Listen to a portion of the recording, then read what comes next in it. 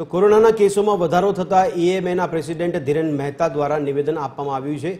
Omicron virus જ હાલ પણ જોવા મળી રહ્યો છે, જે વધુ ભયાનક નથી। મોટાભાગના લોકોએ વેક્સિન લીધી છે તો હર્ડ ઇમ્યુનિટી જનરેટ થઈ શકી છે। કોરોનાના કારણે બિનજરૂરી પેનિક થવાની જરૂર નથી। બાળકોને ન્યુમોનિયા થઈ શકે છે, વડીલોને પણ સાવચેતી રાખવાની જરૂર છે। લક્ષણો દેખાય તો ભીડથી દૂર રહો અને તાત્કાલિક ડોક્ટરને બતાવો।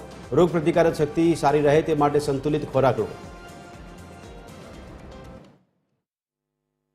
જો ધ્યાન રાખવું જ હોય તો ક્રાઉડેડ એરિયા અથવા કોઈ મોટા મોટા ફંક્શન થતા હોય ત્યાં આગળ બને એટલું એકબીજાથી દૂરીનું અંતર રાખવું અને ખાવા પીવામાં ધ્યાન રાખવું। અને એ સિવાય જ્યારે કોઈ પણ સાધારણ શરદી, ઉધરસ, કફ કે ગળામાં દુખાવાની કોઈ પણ તકલીફ હોય તો પોતાના ક્વોલિફાઈડ ડૉક્ટરનો કન્સલ્ટ કરી અને ઓપિનિયન લઈ અને જો એ કહે ચેક કરવાનું તો આરટીપીસીઆરનો રિપોર્ટ કરાવી લેવો, જેથી કરીને કોવિડ છે કે નહીં ખબર પડે અને એના કોમ્પ્લિકેશન્સથી બચી શકાય।